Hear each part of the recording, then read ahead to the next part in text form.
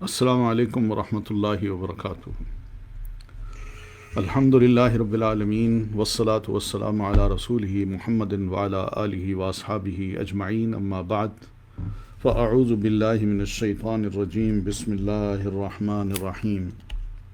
قد كانت لكم أسوة حسنة في إبراهيم والذين معه إذ قالوا لقومهم إنا براء منكم ومما تعبدون من دون الله كفرنا بكم وبدا بيننا وبينكم العداوة والبغضاء أبدا حتى تؤمنوا بالله وحده إلا قول إبراهيم لأبيه لأستغفرن لك وما أملك من الله من شيء ربنا عليك توكلنا وإليك أنبنا وإليك المصير۔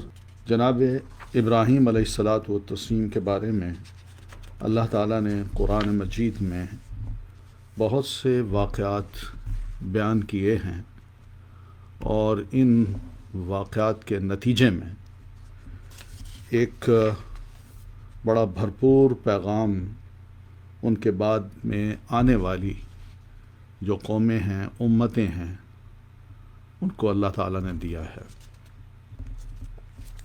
اور پیغام یہ ہے کہ ابراہیم علیہ الصلاۃ والتسلیم کی زندگی اور اس زندگی میں ان کا اپنے رب سے لگاؤ، محبت اور اطاعت، یہ سب ایسی چیزیں ہیں جو بعد والوں کے لیے ابراہیم علیہ السلام ایک رول ماڈل بنتے ہیں، اور انہی کو ہی رول ماڈل بنانا چاہیے۔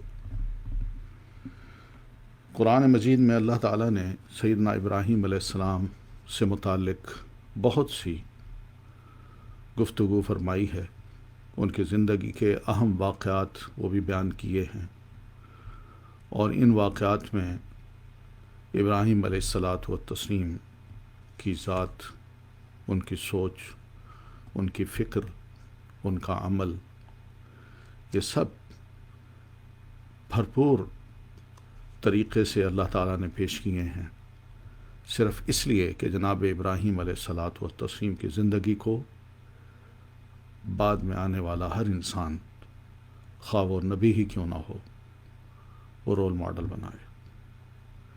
ہمارے پیارے نبی صلی اللہ علیہ وسلم کو بھی یہاں تک کہہ دیا گیا کہ فاتبع ملت ابراہیم حنیفا وما کان من المشرکین، کہ ابراہیم علیہ الصلاۃ والتسلیم کی ملت، ان کی سوچ، ان کی فکر، ان کا عمل، ان کا نظریہ، ان کا عقیدہ، اس کو آپ فالو کیجئے، کیونکہ اس تمام میں جو بنیادی چیز کار فرما تھی وہ یہی تھی کہ وہ حنیف تھے۔ حنیف کا مطلب یہ ہے کہ سب سے منہ موڑ کے وہ صرف اللہ ہی کی طرف اپنا رخ کر چکے تھے، اور اس رخ میں کبھی انہوں نے آنکھ ادھر ادھر نہیں کی، بلکہ وہ اللہ ہی کی طرف یکسو ہو کے بس اپنے تمام اعمال کو کرتے رہے، اور رب کے حضور رب ہی کے لیے پیش کرتے رہے۔ ابراہیم علیہ الصلاۃ والتسلیم کے بارے میں اللہ تعالیٰ یہ فرماتے ہیں کہ وَاتَّخَذَ اللَّهُ إِبْرَاهِيمَ خَلِيلًا، کہ اللہ تعالیٰ نے ابراہیم علیہ السلام کو اپنا خلیل بنایا۔ یہ ایک بڑا زبردست ٹائٹل ہے جو جناب ابراہیم علیہ الصلاۃ والتسلیم کو انبیاء کی جتنی بھی تاریخ ہے، جتنی بھی فہرست ہے، اس میں یہ ٹائٹل صرف اور صرف جناب ابراہیم علیہ الصلاۃ والتسلیم کو ملتا ہے۔ خلیل کسے کہتے ہیں؟ اور اللہ تعالیٰ نے ابراہیم علیہ الصلاۃ والتسلیم کو خلیل بنایا، دوست بنایا، جبکہ ہونا یہ چاہیے تھا کہ ابراہیم علیہ السلام نے اللہ تعالیٰ کو دوست بنایا، مگر اللہ فرماتے ہیں میں نے ان کو دوست بنایا۔ یہ کیا چیز ہے؟ کیا مقام ہے؟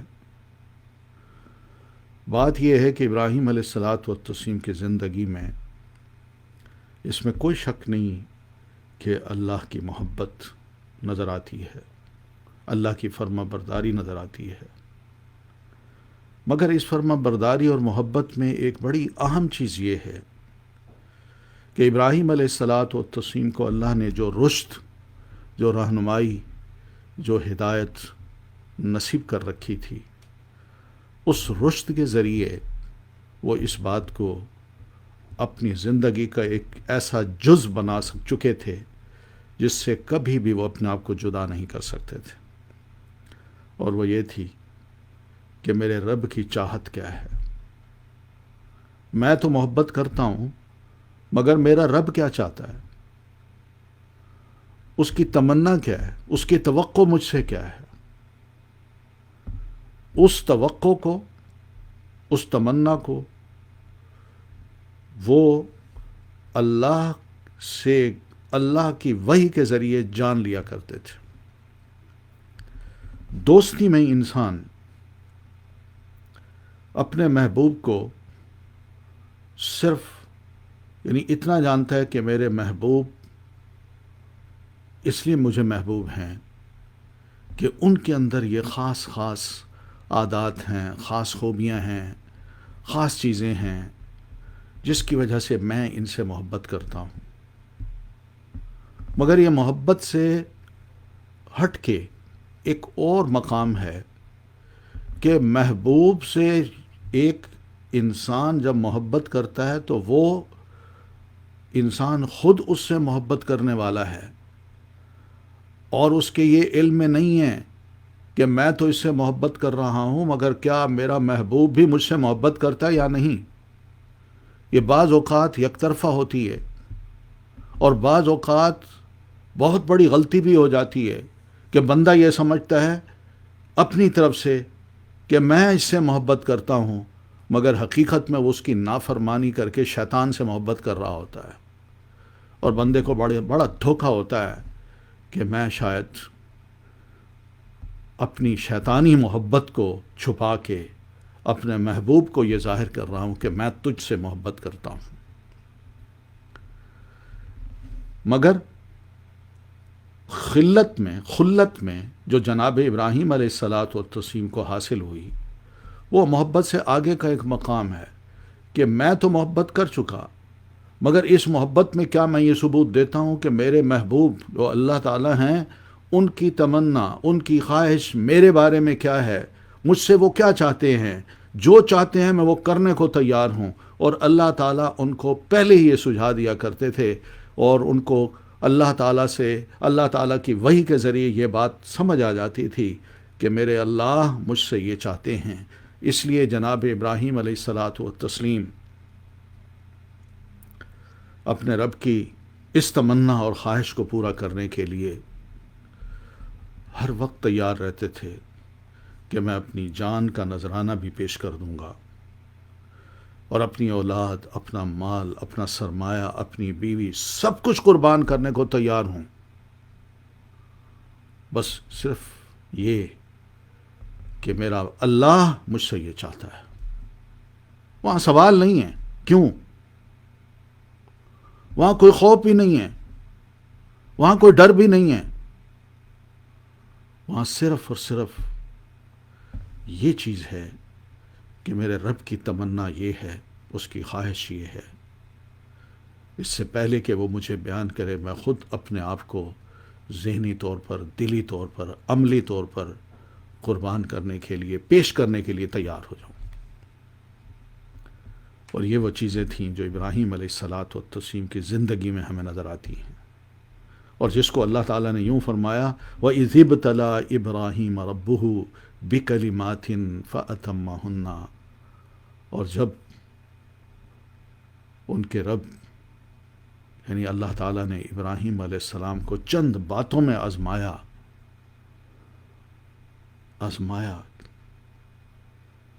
کیا واقعی یہ میری خواہش، میری تمنا پوری کرتے ہیں؟ یہ نہیں کہ میں آپ کو آزمائش میں ڈال رہا ہوں، میں دیکھتا ہوں آپ کو مجھ سے کیا محبت ہے، بلکہ ابتلا ابراہیم ربہ، ابراہیم کو ان کے رب نے آزمایا کہ بھئی واقعی تمہیں محبت ہے مجھ سے، مگر اس محبت میں کتنے کھرے ہو، یہ ہم جج کرنا چاہتے ہیں۔ اور ابراہیم علیہ السلام کے بارے میں اللہ خود فرماتے ہیں فَأَتَمَّهُنَّ، کہ ابراہیم علیہ السلام نے اپنے آپ کو ان تمام آزمائشوں میں کامیاب کر کے دکھایا کہ اللہ جو تو چاہتا ہے میں وہ کرنے کو تیار ہوں۔ خلت ابراہیم علیہ السلام کا خلیل ہونا بہت بڑی قربانیوں کا نتیجہ ہے، اور محبت جو دنیا میں محبوب ترین چیز ہو سکتی ہے ان تمام کو قربان کرنے اور رب کی تمنا پوری کرنے اور اس کی خواہش کو پورا کرنے کا نام یہ ہے خلیل اللہ ہونا۔ واتخذ اللہ ابراہیم خلیلا، ابراہیم علیہ السلام نے تو اللہ کو اپنا دوست بنایا تھا، مگر محبت، اطاعت اور اس کے بعد تمنا کو پورا کرنا، اللہ تبارک و تعالیٰ کی خواہش کو سمجھ لینا اور پھر اس کے بعد اس کے مطابق سب کچھ قربان کر دینا، یہ وہ چیز تھی جو ابراہیم علیہ الصلاۃ والتسلیم کو حاصل ہوئی، جس کی وجہ سے ابراہیم نے پہلے اپنے رب کو اپنا محبوب بنایا، مگر جب ان قربانیاں دے بیٹھے تو اللہ تعالیٰ فرماتے ہیں اب میں نے ابراہیم کو اپنا محبوب بنا لیا ہے، میں ابراہیم کا دوست ہوں، یہ نہیں کہ میں اللہ کا دوست ہوں۔ یہ ہمارے ہاں ایک بڑی اصطلاح بولی جاتی ہے اور اس کو جانے نہ جانے میں معلوم نہیں کتنے لوگ اپنا لیتے ہیں، اور وہ ہے عاشق الہی، اللہ کا عاشق۔ یاد رکھیے، عشق اور حب، محبت اور پھر خلیل ہونا، جس طرح خلیل اور محبت محبوب میں بڑا فرق ہے، اسی طرح محبوب اور عشق میں بھی بڑا فرق ہے، محبت اور عشق میں بھی بڑا فرق ہے۔ پہلی بات تو یہ یاد رکھیے، دین نے عشق جیسی اصطلاح کو استعمال نہیں کیا، نہ قرآن مجید نے استعمال کیا ہے، نہ رسول محترم صلی اللہ علیہ وسلم نے اس کو استعمال کیا ہے۔ یہ لفظ کیا معنی شو کرتا ہے؟ کچھ تو یوں محسوس ہوتا ہے کہ یہ کوئی بازاری سی چیز ہے کہ انسان جس طرح بے حیا ہو کے، بے شرم ہو کے کسی کی محبت کا دعویٰ صرف غزلوں میں کرے، شعر و شاعری میں کرے اور روتا رہے، پیٹتا رہے۔ ایک ناکام انسان جو اپنی تمام محبت میں ناکام ہوا اور پھر اس کے عشق کا درجہ اس کو وہ ملا کہ اس میں محبت کے جتنے بھی اصول تھے، محبت کے جتنے بھی حدود تھیں، ان کو وہ پھلانگ گیا، اور اس میں اس نے یہ نہ دیکھا کہ کسی کی عزت خاک میں مل رہی ہے اور کسی کی پگڑی کو اچھالا جا رہا ہے، کسی کی عصمت اور اس کے ساتھ ساتھ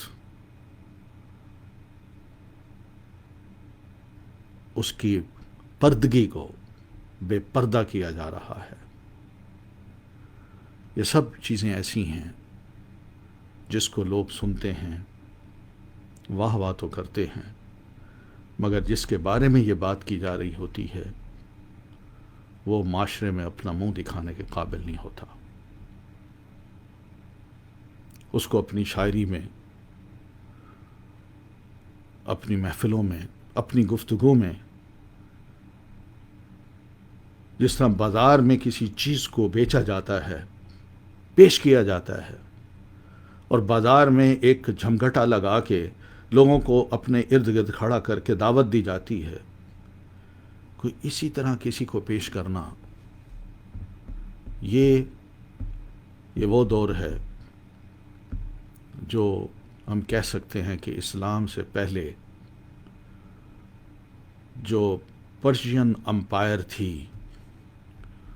ان میں یہ لفظ اس معنی میں استعمال ہوا کرتا تھا. اس میں اللہ کی بات کم ہوتی تھی اور انسانی وجود سے، چاہے وہ نسوانی ہو یا مردانہ ہو،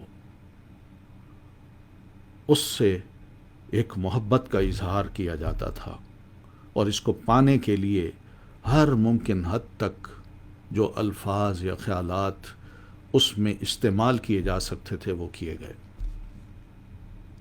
وہاں سے یہ لفظ ہمارے ہاں آیا اور ہم نے کہا کہ اللہ سے عشق کرنا چاہیے، اللہ سے محبت کرنی چاہیے. محبت کا لفظ شرفاء کا لفظ ہے، شریف لوگ اس کو استعمال کرتے ہیں. دین نے بھی یہ کہا ہے کہ کسی سے الحب فی اللہ والبغض فی اللہ، کسی سے محبت کرنی ہے تو صرف اللہ کی خاطر کیجیے، اور کسی سے ناراضگی کرنی ہے تو وہ بھی اللہ کی خاطر کیجیے. اللہ کی خاطر محبت کیا مطلب ہے؟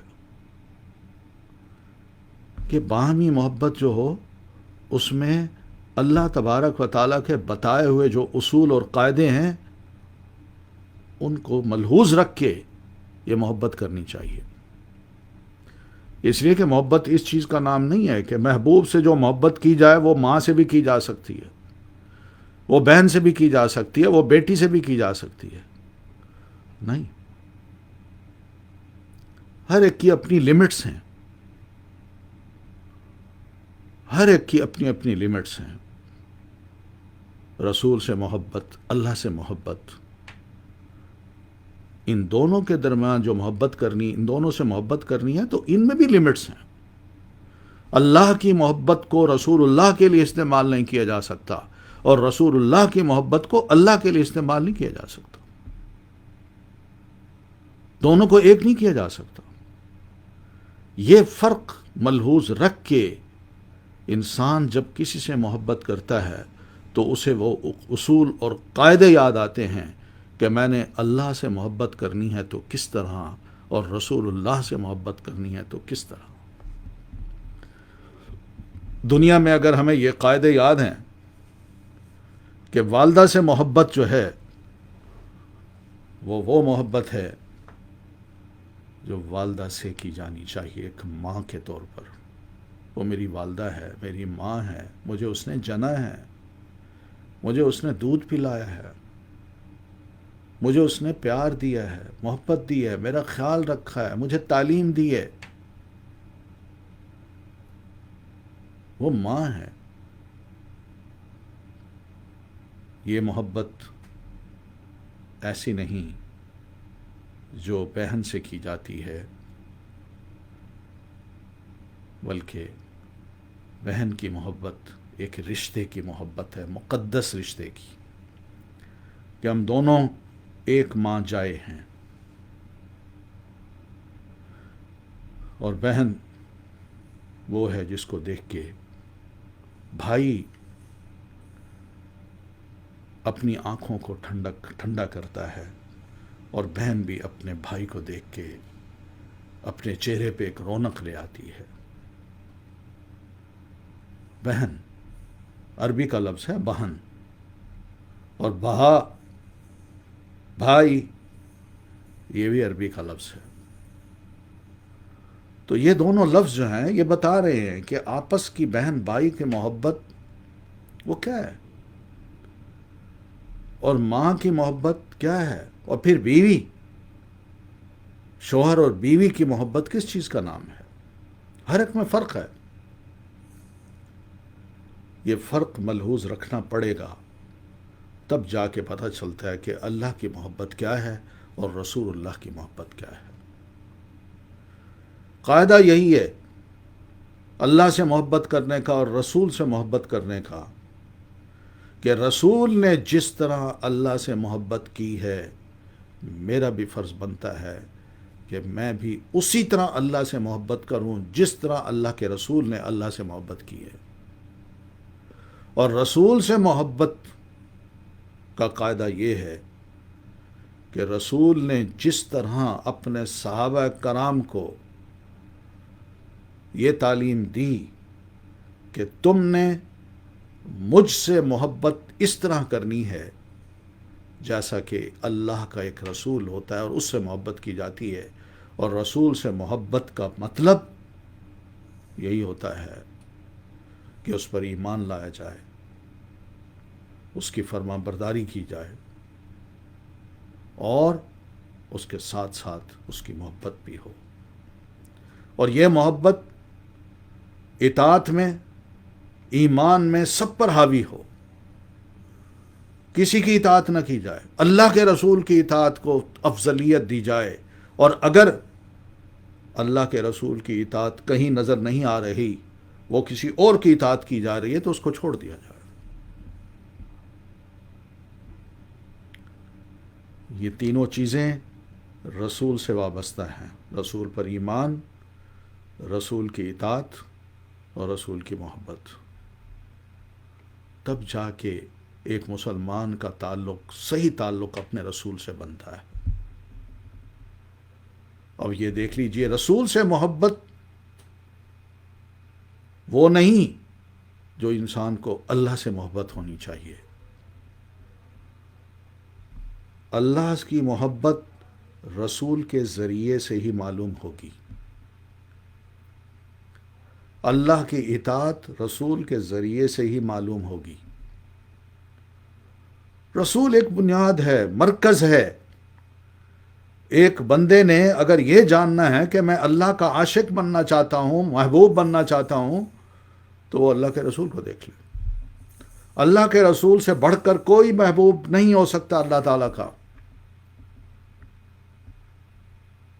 اس لیے رسول کے ذریعے رب کو پائیے، اور رسول کو چھوڑ کر کوئی اور راستہ اپنایا جاتا ہے تو رب نہیں ملتا، رب کو پا نہیں سکتا بندہ،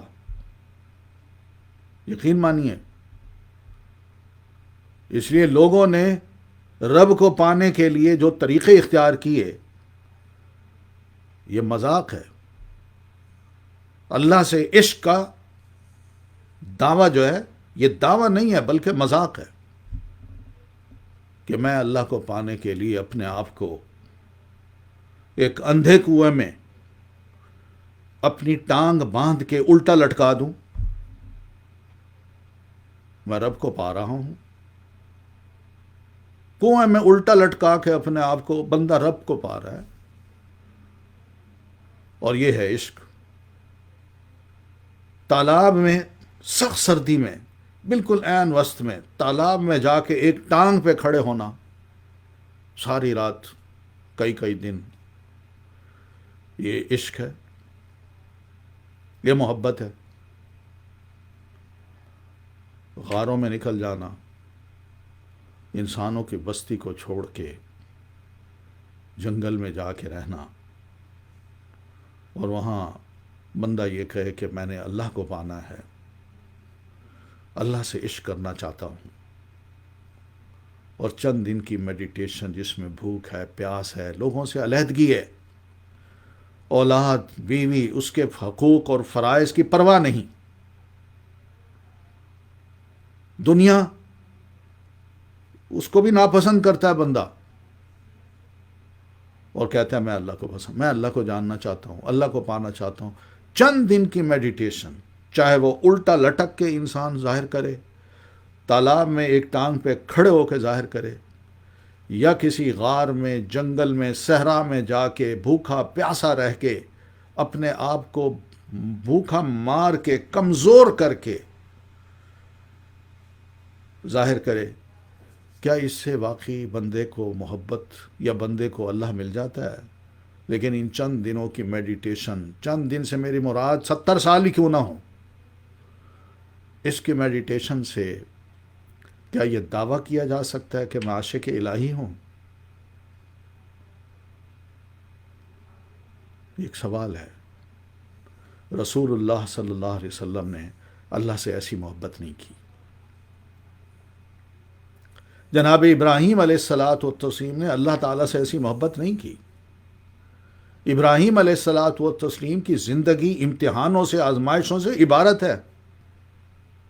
ان کے لیے بڑا آسان تھا کہ وہ سب کچھ چھوڑ چھاڑ کے چلے جاتے، کسی غار میں بیٹھ جاتے، نہ بادشاہ کا سامنا کرنا پڑتا اور نہ اس کے دربار میں کلمہ حق کہنا پڑتا، نہ اس سے مناظرہ ہوتا، آرگومنٹس ہوتے، اور نہ اس کو وہ ذلیل کرتے۔ فَبُہِتَ الَّذِي كَفَرَ، اللہ تعالیٰ کو بھی نہ کہنا پڑتا۔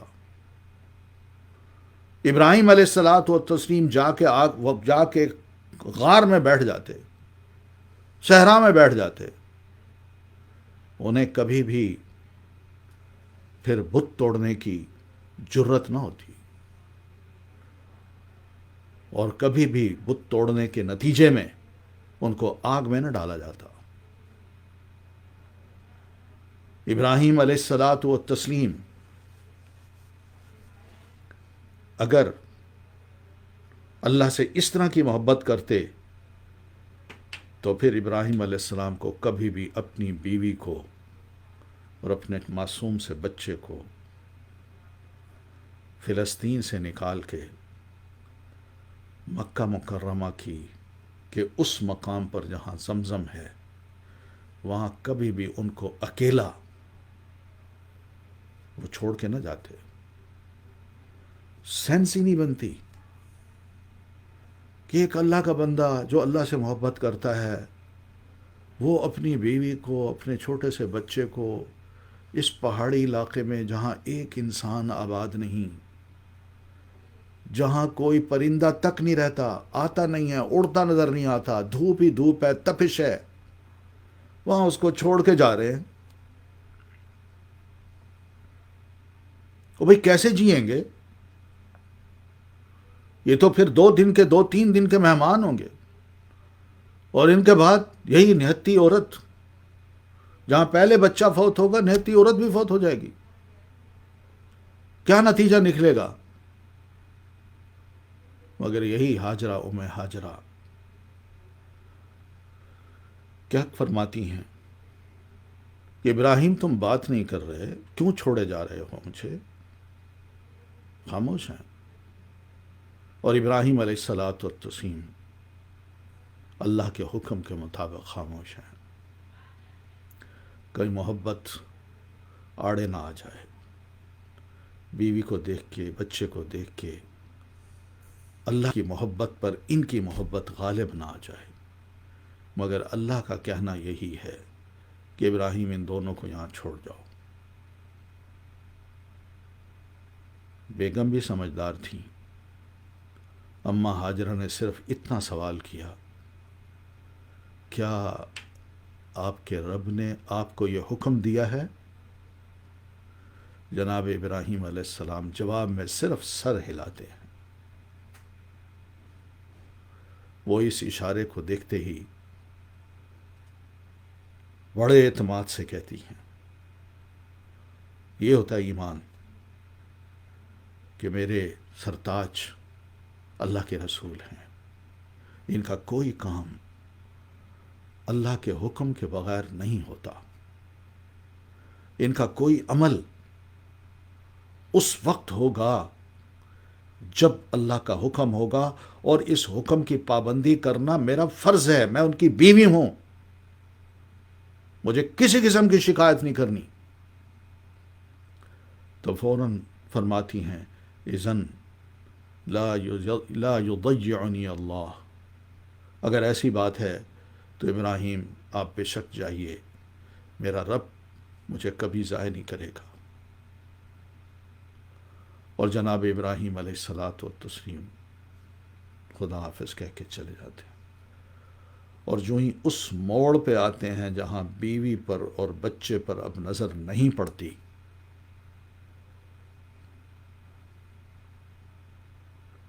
تو اللہ سے کوئی شکوہ نہیں ہے، کوئی وہ رونا نہیں ہے کہ اللہ میرے بچے ہیں، میری بیوی ہے، تو ان کا خیال کرنا، نہیں، بس اتنا فرماتے ہیں ربنا انی اسکنت من ذریتی بواد غیر ذی زرع عند بیتک المحرم، مولا میں نے اپنی بیوی اپنے بچے کو ایک ایسی وادی میں آ کے ان کو ایسی جگہ پر یعنی ٹھہرایا ہے جو تیرے گھر کے پاس کی جگہ ہے، عند بیتک المحرم، تیرے بیت الحرام کے پاس میں ان کو چھوڑ کے جا رہا ہوں۔ کیوں؟ روٹی کی بات نہیں کی،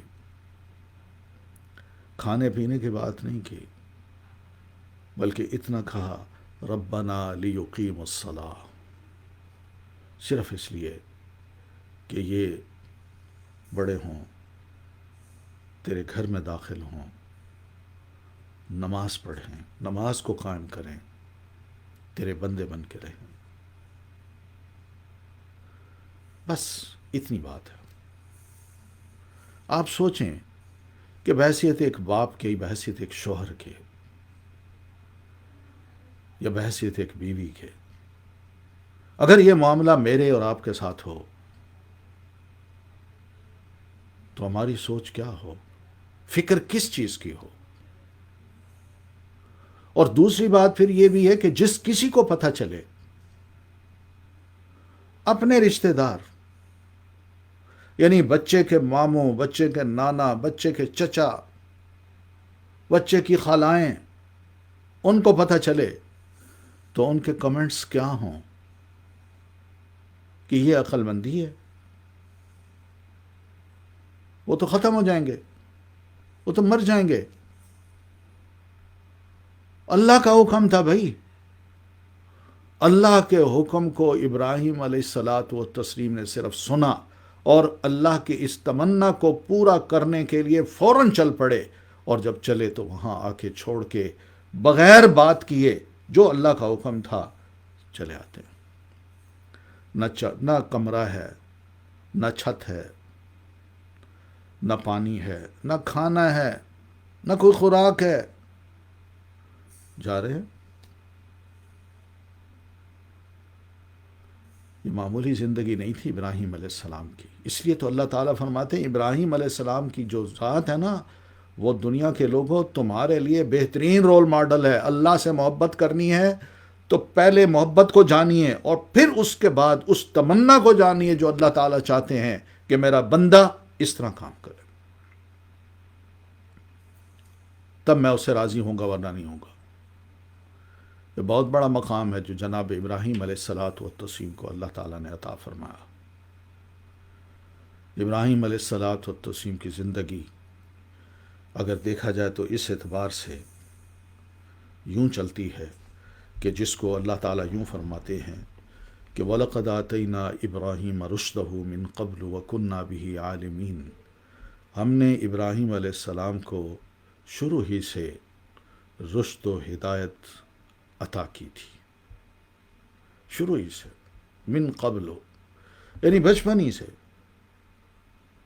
بڑے ہونے کے بعد تو انہوں نے اس ہدایت کی بات کو پبلکلی عام کیا اور اپنے والد کو بھی کہا، اور اس کی خاطر انہوں نے قربانی بھی دی۔ انسان کہتا ہے میچور ہو گیا تو اب یہ بات کر سکتا ہے، مگر اللہ فرماتے ہیں میں نے یہ ہدایت و رہنمائی ابراہیم علیہ الصلاۃ والتسلیم کو، یہ جو پبلک کے سامنے وہ آئے ہیں، ان سے پہلے ہی عطا کر دی تھی۔ کچھ ہوتے ہیں بچے ایسے جو عام بچوں میں سے نہیں ہوتے، بلکہ بڑے نمایاں ہوتے ہیں، اور ان کے سوال بڑے نیچرل ہوتے ہیں، جن کو سن کے بعض اوقات والد کو بھی غصہ آتا ہے، ماں کو بھی غصہ آتا ہے، اور وہ بجائے جواب دینے کے بس اتنا کہہ دیتے ہیں چپ کرو، زیادہ مت بولو، مجھ سے مت پوچھو، جاؤ باپ سے پوچھو۔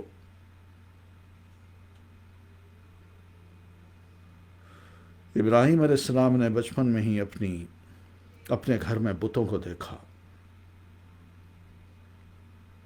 ماں سے پوچھا، اماں یہ کون ہے، یہ کیا ہیں؟ انہوں نے کہا یہ خدا ہیں. اماں یہ خدا ہیں؟ ہاں. آپ کا خدا کون ہے؟ میرا خدا تیرا باپ ہے. ابا کا خدا کون ہے؟ یہ خدا ہے جس کو تمہارا ابا بناتا ہے. اس کا خدا کون ہے؟ چپ کرو، ایسی باتیں مت کرو. ایک نیچرل سوال تھا. آج دنیا جانتی ہے کہ واقعی یہ بت جس کو ہم بناتے ہیں اور جس کو بڑا فن اور آرٹ کا نام دے دیا گیا ہے، اور بت پرستی کو انسانوں میں عام کرنے کے لیے فائن آرٹس کا کورس بھی بنا دیا گیا ہے، جو مسلمان ملکوں میں پڑھایا جاتا ہے، اور پڑھنے والے بھی اس کو بڑے فخر سے پڑھتے ہیں اور اپنے آرٹ کو دنیا کے سامنے پیش کر کے ان سے داد وصول کرتے ہیں. یہ جانتے ہیں کہ ان کو رنگ و روپ ہم نے دیا ہے، ان کو ہم نے گھڑا ہے. یہ رنگ و روپ نہ دیتے تو یہ پتھر تھے، یہ لکڑی تھی. یہ سب ہماری اپنی کاریگری ہے کہ جس کی وجہ سے اس کو ہم نے روپ دیا، اس کو خوبصورت بنایا. چاہے وہ دیوی ہو یا دیوتا ہو، ہم نے اس کو خود گھڑ کے سجا کے اس کو اپنے ہاں نصب کر کے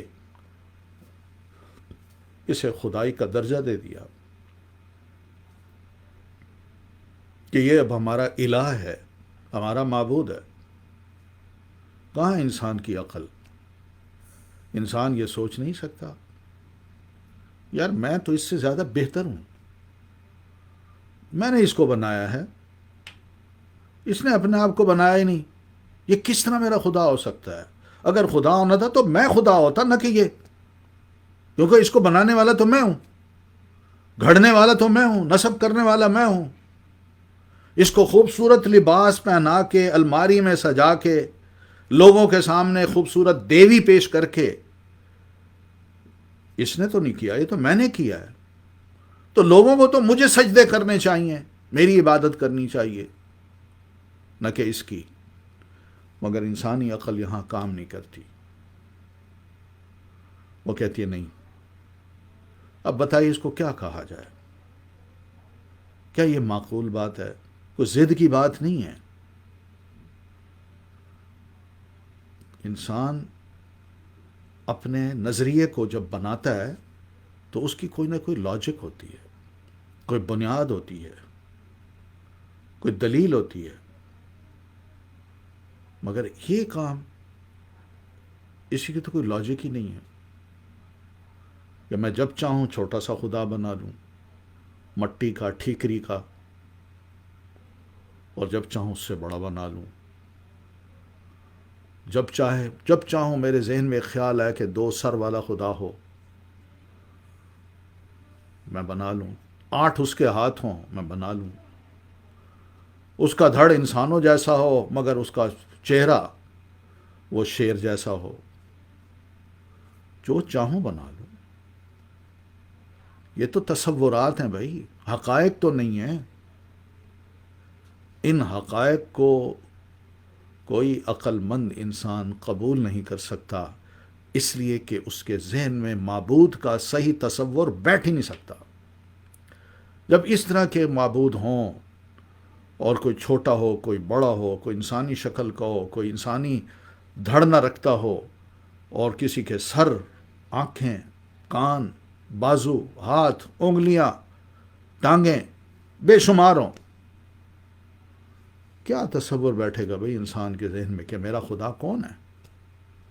وہ تو لاسٹ ہو جائے گا، وہ تو اپنے خدا کو تلاش کرتا رہے گا. پھر مقابلہ بازی الگ ہوگی، میرا خدا بڑا ہے، تمہارا خدا چھوٹا ہے. اور خدا کو چھوڑو، میل کو چھوڑو، فیمیل کی طرف آؤ. یہ دیوی سنتی ہے، یہ دیوتا کچھ نہیں سنتا. یعنی ایسی چیزیں بندہ سوچے تو صحیح، کچھ تو سوچیے. ابراہیم علیہ الصلاۃ والتسلیم کو اللہ نے بچپن میں ہی یہ فہم، یہ سمجھ عطا کر دی تھی. ان کا یہ فہم اور سمجھ، اس کے بعد اس کے بارے میں اللہ تعالیٰ فرماتے ہیں کہ دیکھیے، اذ قال لأبیہ وقومہ ما هذه التماثیل التي انتم لها عاکفون. جب ابراہیم علیہ السلام نے اپنے والد اور اپنی قوم سے کہا یہ مجسمے کیا ہیں جن کو تم لیے بیٹھے ہو. عاکفون، عاکف کا مطلب اعتکاف سے ہے، یعنی تم ان کے سامنے جم کے بیٹھ گئے ہو، جیسے ایک معتکف اعتکاف میں بیٹھتا ہے اور یکسو ہو کے انہی کی عبادت کر رہے ہو.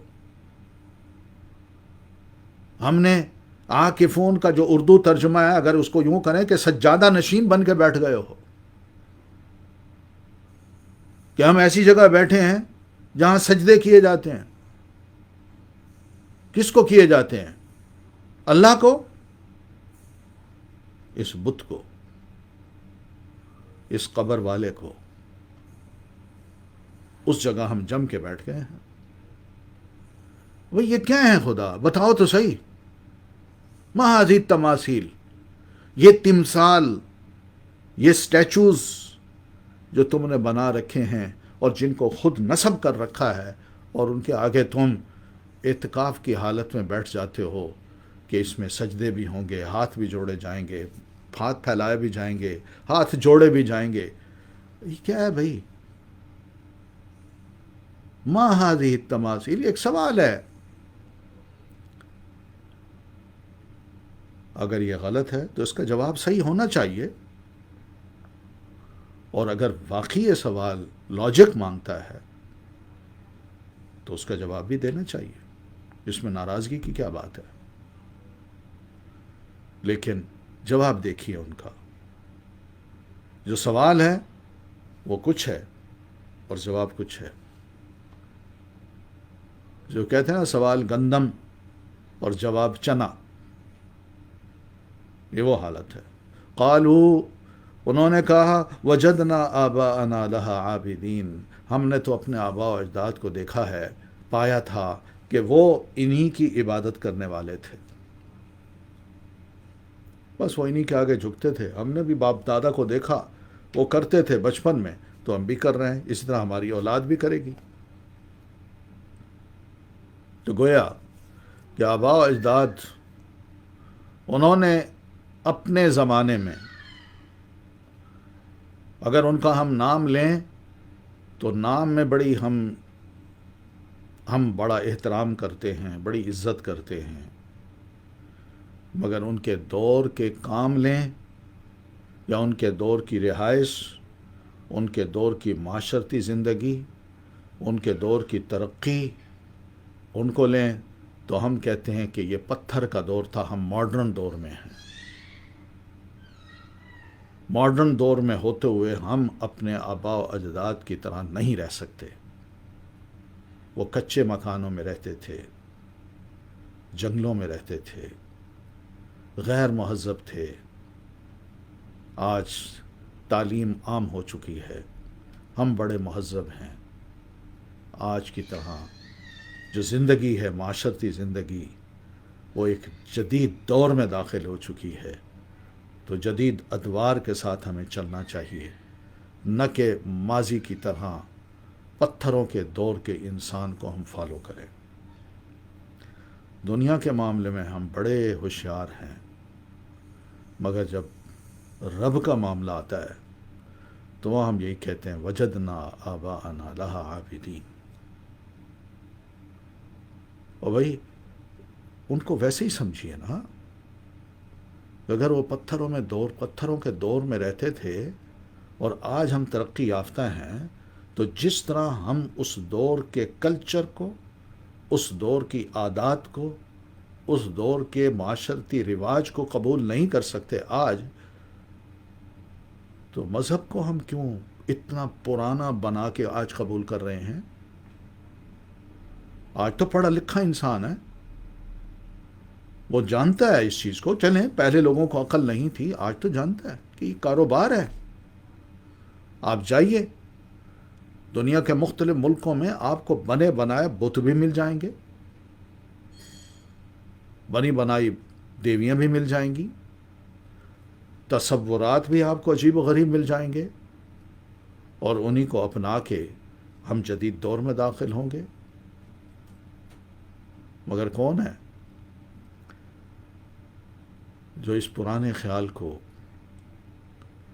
دنیاوی اعتبار سے تو قبول نہیں کرتا مگر مذہبی اعتبار سے آج قبول کر رہا ہے؟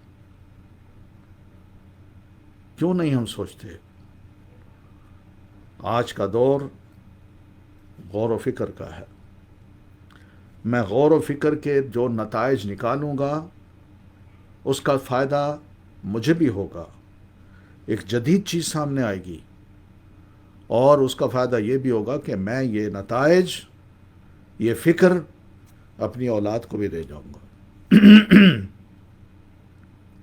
مگر اس طرح نہیں کہ پرانے دور کی فکر کو میں بالکل عقل پر تالے لگا کے اپنا لوں اور یہی تالے باندھے ہوئے اپنی اولاد میں منتقل کر دوں کہ بس اس کو تالا لگانا ہے، باقی ہر چیز میں آنکھیں کھول کے رکھنا ہے. کچھ تو سوچنا چاہیے کہ یہ رویے کہ وجدنا آباءنا لہا عابدین، ہم نے تو اپنے آباء و اجداد کو پایا کہ وہ انہی کی عبادت کرتے تھے، انہی سے مانگتے تھے، انہی کے آگے بیٹھ جاتے تھے، ہاتھ جوڑتے تھے، سجدے کرتے تھے، کئی کئی دن تک بیٹھے رہتے تھے. قال لقد کنتم انتم وآباؤکم فی ضلال مبین. دیکھیے یہ پرانا دور ہے. ابراہیم علیہ السلام ماڈرن دور کے ہیں، وہ انہیں فرما رہے ہیں کہ تم نہیں بلکہ تمہارے آباء و اجداد بھی کھلی گمراہی میں تھے، آج تم بھی کھلی گمراہی میں ہو.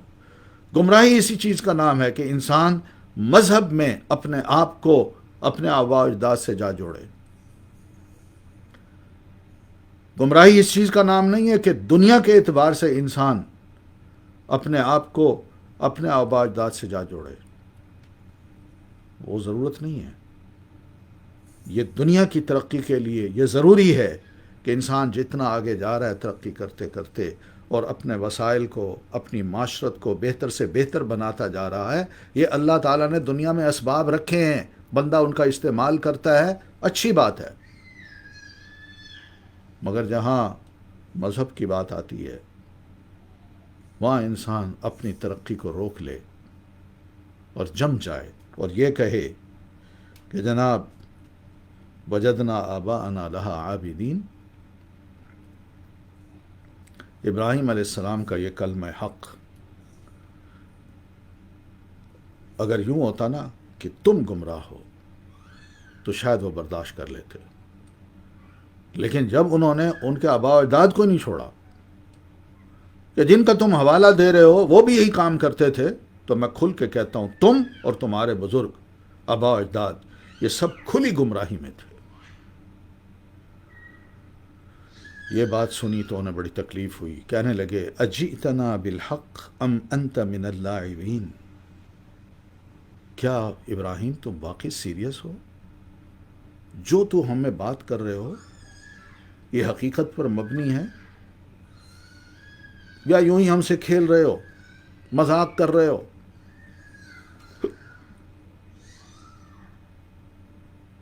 اب یہ بھی کوئی بات ہے؟ جو جواب دیا ہے اس کو نہیں سمجھ پا رہے. اس جواب کے اندر جو تکلیف دہ چیز ہے وہ یہی ہے کہ اس نے ہمارے آباء و اجداد کو بھی نہیں چھوڑا. اور بھائی مذہب کے معاملے میں تو تم وہی ذہنیت رکھتے ہو جو بوسیدہ ہو چکی ہے، جس کی کوئی لاجک ہی نہیں ہے. ابراہیم نے جب یہ بات کہی تو کہتے ہیں کیا تم واقعی کوئی صحیح باتیں کر رہے ہو یا مذاق کر رہے ہو؟ ظاہر ہے وہ ایک ایسے باپ کے بیٹے تھے جو بت گر تھا، جو بت تراشتا تھا، جو بت فروش تھا. اور اس معاملے میں وہ بڑا نظریاتی تھا. اپنے مذہب کو جو آباء و اجداد سے چلا آ رہا تھا اس کو چھوڑنے کو قطعاً تیار نہیں تھا، بلکہ اس کا بڑا زبردست مبلغ تھا. اس کی یہ خواہش تھی کہ میرے بتوں کی، جن کو میں گھڑتا ہوں، بناتا ہوں، تراشتا ہوں، اس کی یہ خواہش تھی کہ اس کے خریدار گھر گھر کے ہوں اور ایک ایک گھر میں یہ بت نصب ہو اور ان خداؤں کی پوجا کی جائے. قال بل ربکم رب السماوات والارض. ابراہیم علیہ السلام نے فرمایا سنو، تمہارے معبود یہ نہیں ہیں جن کی صرف تم عبادت کرتے ہو. میں تمہیں بتاتا ہوں کہ تمہارا رب، تمہارا پالنے والا، تمہیں روزی دینے والا، تمہیں پیدا کرنے والا، تمہارا مالک وہ رب ہے جو رب السماوات والارض، جو آسمانوں اور زمین کا رب ہے.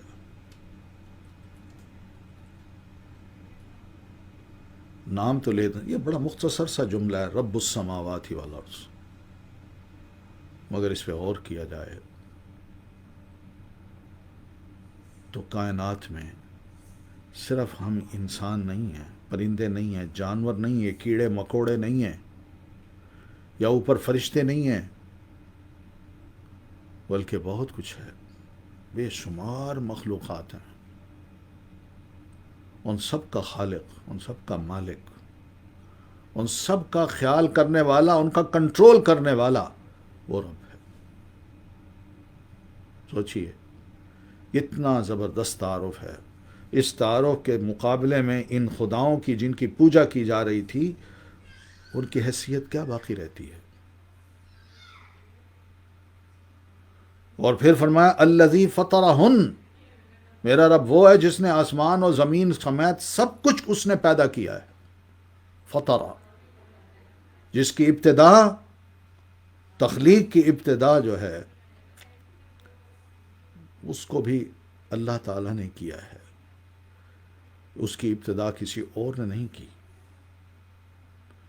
کنویں کو جب کھودا جاتا ہے نا، تو زمین کھودتے کھودتے انسان نیچے چلتا جاتا ہے، جاتا ہے، مٹی نکالتا جاتا ہے، اور آخر ایک مقام ایسا آتا ہے کہ مٹی نکالی، نیچے سے پانی نکل آیا.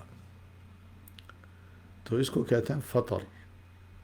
اللہ فاطر ہے، فاطر السماوات والارض. یعنی دیکھیے کہ کس طرح ان چیزوں کی، آسمان و زمین کی تخلیق ہوئی، اور اس تخلیق کو کہاں سے نکالا ہے. تب جا کے یہ تخلیق ہوئی آسمان اور زمین کی. جس طرح کھودتے کھودتے انسان گہرائی میں جا کے پانی کو نکال لیتا ہے، بینی اسی طرح اللہ تعالیٰ کی یہ تخلیق اس قسم کی ہے کہ جو کچھ بھی تھا اس کو اللہ تعالیٰ نے آرگنائز کیا، اور پھر اس کے بعد یہ زمین اور آسمان پیدا کر دیے. وَأَنَا عَلَىٰ ذَلِكُم مِّنَ الشَّاهِدِينَ، اور میں ان تمام چیزوں پر شاہد ہوں. یعنی میں بھی اسی کا قائل ہوں جو میں کہہ رہا ہوں. اس لیے تمہارے خدا تو بیچ میں آ گئے نا اس کائنات کے اندر. وہ تو اس پوری کائنات کا ایک معمولی سا حصہ ہیں. ان کی تو کوئی حیثیت ہی نہیں. اور میں گواہی دیتا ہوں، میں اسی کا قائل ہوں، میں اسی رب کو مانتا ہوں جو رب السماوات والارض ہے. میں ان کا قائل نہیں ہوں جن کی تم پوجا کر رہے ہو. تو بہرحال جناب ابراہیم علیہ الصلاۃ والتسلیم کے یہ معمولی سے آرگومنٹس تھے جو سمجھ نہ پائے. اب سوچئے یہ قوم کیسی منہمک ہوگی بت پرستی میں. اور ہاں، ان کے ہاں ستارہ پرستی بھی تھی، اور بظاہر جو چیزیں خوبصورت لگتی تھیں وہ ان کی بھی عبادت کیا کرتے تھے، ان کی بھی پوجا کرتے تھے. کوئی پرانا درخت دیکھا، اس کی پوجا شروع کر دی، اس پہ کچھ لٹکانا شروع کر دیا. کوئی خوبصورت عمارت دیکھی، اس کا آ کے طواف کرنا شروع کر دیا. کوئی خوبصورت دیوی دیکھی، اس کو اپنی دیوی مان لیا، اس کے آگے جھکنا شروع کر دیا، سجدے کرنا شروع کر دیے. یہ سب چیزیں ان کے دلوں میں ایسی بیٹھی ہوئی تھیں کہ اللہ کا تعارف یا اللہ تعالیٰ کی وحدانیت، اس کی بے نیازی اور اس کا اکیلا ہونا، نہ اس کی اولاد کا ہونا نہ باپ کا ہونا، اس کو تسلیم کرنا ان کے لیے ناممکن تھا. اور یاد رکھیے، جو بت پرست ہوتا ہے اللہ کے علاوہ کسی اور کی جب پوجا شروع کرتا ہے تو وہ توحید کے نظریے کو، ایک اللہ کی عبادت کے نظریے کو بڑی مشکل سے قبول کرتا ہے، بڑی مشکل سے.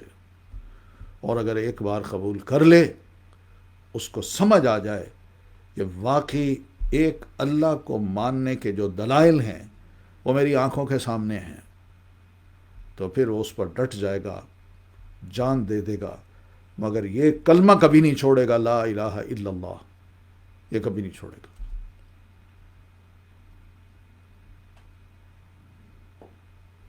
جناب ابراہیم علیہ الصلاۃ والتسلیم ان کے سامنے الہ واحد کی بات کر رہے ہیں، اور ان کو اب ان کے لیے بات کرنا کوئی مشکل بھی نہیں تھا. وہ گھر میں بھی یہ بات کر چکے تھے، باپ کے سامنے بھی کر چکے تھے، قوم کے سامنے بھی کر چکے تھے. مگر اب انہوں نے ہمت یہی کی کہ اسی کام کو کرنا ہے، اپنی قوم کو، اپنے باپ کو اس گمراہی سے ہٹانا ہے، اور قوم کو ایک اللہ کے جو رب ہے ہمارا، اس کی چوکھٹ پہ جھکانا ہے، اور باقی سب کے بارے میں یہ بتانا ہے یہ بے بس ہیں، کچھ نہیں کر سکتے. مگر لوگ سمجھیں تو. پھر یہ فرمایا، اچھا ٹھیک ہے، تم اگر ایسے کان نہیں رکھتے جو حق کو سن سکیں، ایسی نگاہیں نہیں رکھتے جو حق کو پہچان سکیں، تم ان سے محروم ہو اور میری دعوت کا تم مذاق اڑا رہے ہو اور مجھے دھمکیاں الگ دیتے ہو، سرکش بنتے چلے جاتے ہو،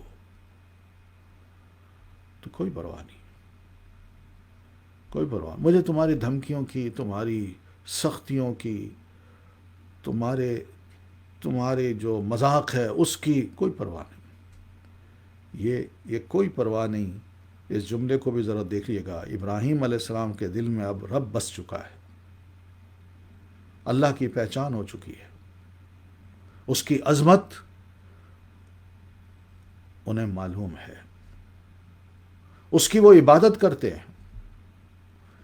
ادھر سے کچھ بات کرتے ہیں، ادھر سے جواب آ جاتا ہے. کچھ سوچتے ہیں تو رہنمائی مل جاتی ہے. اللہ کی خواہش کو پاتے ہیں تو اس کو کر ڈالتے ہیں. یہ تھے ابراہیم علیہ السلام، اس مقام پہ پہنچ چکے تھے. اب انہوں نے جو طریقہ کار اختیار کیا وہ یہی تھا. سورہ مریم کو پڑھیں تو اللہ تعالیٰ نے فرمایا کہ ابراہیم علیہ السلام نے سب سے پہلے اپنے باپ کو اسلام کی دعوت دی، اور انہوں نے کہا، بڑے خوبصورت الفاظ ہیں جس میں ادب ہے والد کا، جس میں محبت کا اظہار ہے والد سے. کہ ابا میں آپ کا بیٹا ہوں، میں آپ کا خیر خواہ ہوں، میں آپ کو جو بات کہہ رہا ہوں اس کو ذرا غور سے سنیے گا، ناراض ہونے کی ضرورت نہیں ہے. میں بھی ناراض نہیں ہوں، اگر ناراض ہوتا تو میں آپ کی شان میں گستاخی کرتا، آپ کی عزت نہ کرتا. تو ابراہیم علیہ السلام نے سب سے پہلے اپنے والد کو بتایا، سمجھانے کی کوشش کی. جی ہاں، والد کو سمجھایا جا سکتا ہے اگر اللہ نے بیٹے کو سمجھ دے رکھی ہو تو، اور والد کو بھی بات سمجھنی چاہیے. اپنے بیٹے کی اس سمجھ کی قدر کرنی چاہیے۔ ابراہیم علیہ السلام نے اپنے گھر سے سب سے پہلے اس دعوت کو دینے کی سوچ بنائی، اور اپنے والد جس کا نام آزر لکھتے ہیں، قرآن مجید نے بھی آزر کہا ہے۔ اب اس میں جھگڑنے کی کیا بات ہے کہ نہیں جی وہ چچا تھے؟ کس نے کہا چچا تھے؟ قرآن مجید میں اللہ تعالیٰ خود فرماتا ہے اذ قال ابراہیم لأبیہ آزر، جب ابراہیم نے اپنے والد آزر کو یہ بات کہی، قرآن مجید یہ کہہ رہا ہے ہم کہیں چچا تھے۔ وجہ کیا ہے؟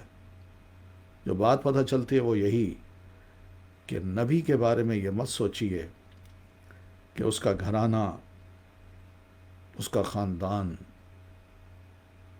وہ بھی گمراہ ہو سکتا ہے۔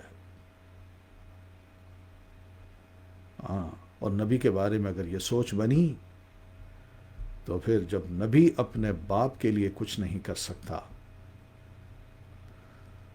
تو ہمارے جو بنائے ہوئے بہت سے پروٹیکٹرز ہیں، ولی ہیں، جن کو ہم نے بڑا مقام دے رکھا ہے، ان کا نظریہ تو، ان کے بارے میں ہمارا نظریہ تو خراب ہوتا ہے کہ جب ایک نبی اپنے باپ کو راہ ہدایت نہیں دکھا سکتا۔ میری مراد یہ ہے کہ راہ ہدایت دکھانا یہ نبی کا کام ہے، راہ ہدایت پہ چلانا یہ اللہ کا کام ہے۔ نبی راہ ہدایت تو دکھا دیتا ہے مگر وہ چلا نہیں سکتا، اور یہ اللہ کا کام ہے۔ کہ جب ہم یہ سوچیں کہ ابراہیم اپنے والد کو ہی نہ بچا سکے، قیامت کے روز بھی اپنے والد کا حشر دیکھیں گے،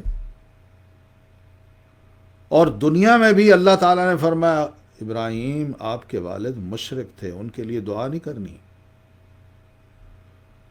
تو ابراہیم علیہ السلام کے بارے میں اللہ فرماتے ہیں تبرأ منہ، ابراہیم علیہ السلام نے ہاتھ اٹھا لیے، اللہ میں حاضر ہوں، میں بالکل اب دعا نہیں کروں گا، جس سے تو ناراض میں بھی اس سے ناراض۔